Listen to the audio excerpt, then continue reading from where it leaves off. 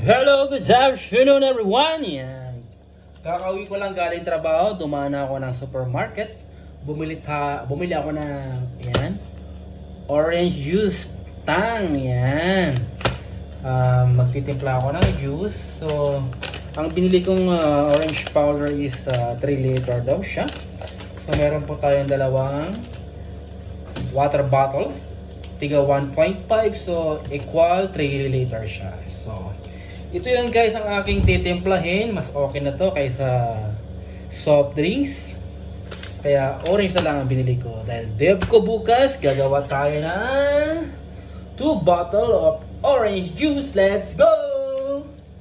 So, simulan natin guys dito. Aaluin natin dito yung orange. Ay, babawasan ko muna to.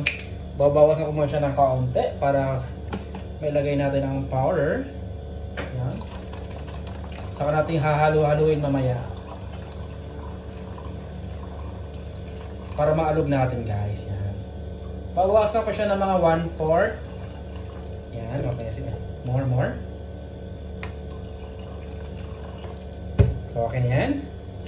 Then another one. Bawasan din natin ng mga 1/4. Para pag nilagay natin ang powder is mahalo natin, maalog-alog natin. Yan. So, dyan lang kayo at manood.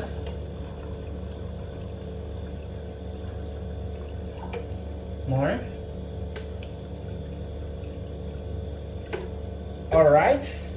So, okay na ang ating water bar. Nabawasan natin ng mga 1/4 para kumasya ang ating juice at maalog natin ang powder. So, buksan natin ang ating pakete.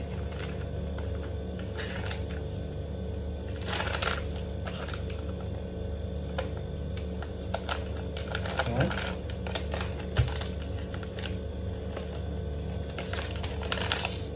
Easy open siya. Ayan, buksan natin.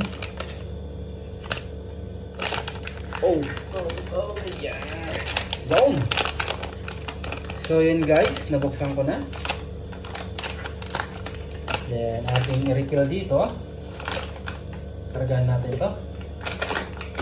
Siguro 3 liter.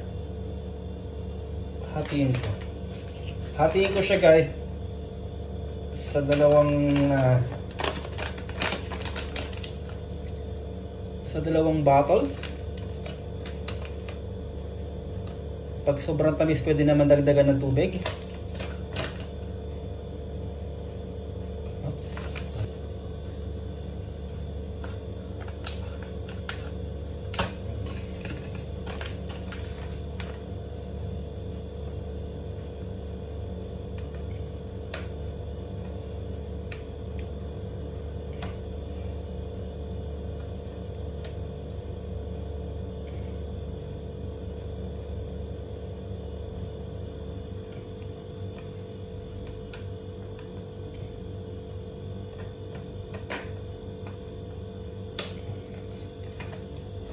Another one.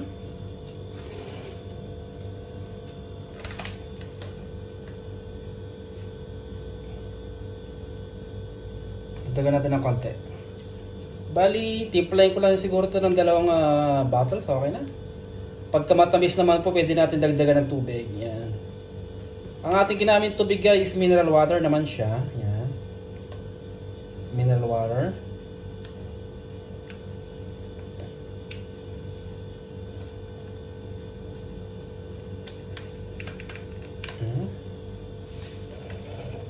Another one.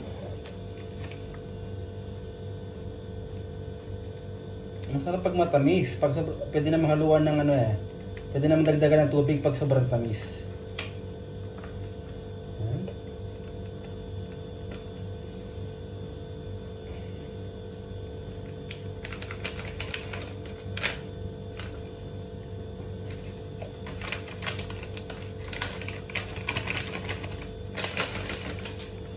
So yun, nilahat ko na sa ating water bar.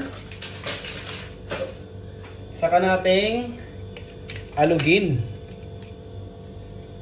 para maalog yung atong mag-shake yung orange juice.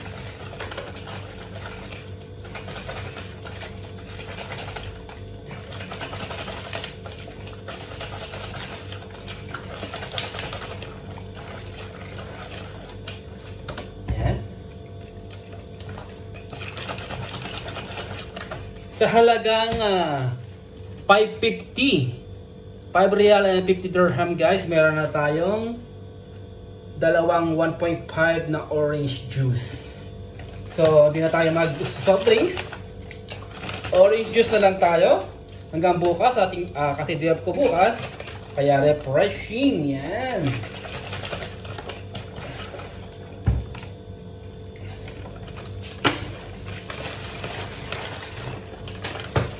Parang ano lang guys. Bartender.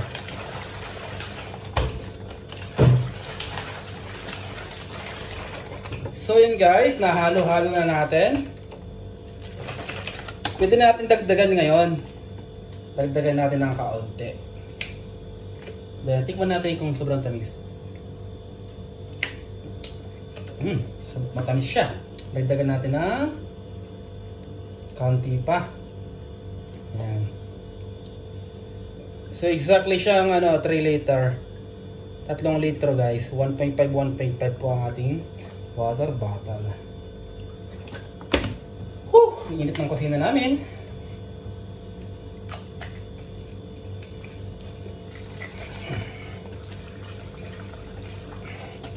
Haluin natin.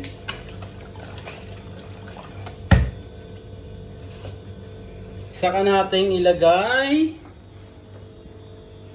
sa freezer para mabilis lumamig, guys. Yan. Lagyan natin sa freezer. Yan. Tayo lang natin. Alright. Balikan natin maya-maya. So hanggang lang po guys. Hanggang doon lang po ang ating vlog ngayon. So ang ating juice is ready. Ngayon magluluto naman po tayo ng ulam. Ang ating pananghalian. Kasi kakauwi ko lang galing work. Thank you for watching.